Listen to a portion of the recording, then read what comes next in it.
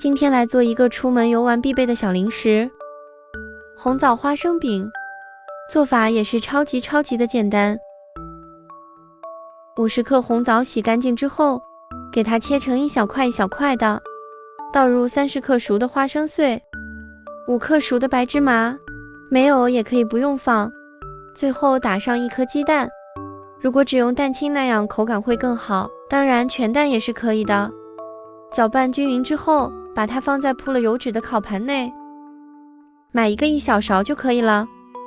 再用勺子给它按压平，尽量的铺匀一些，不要太厚了。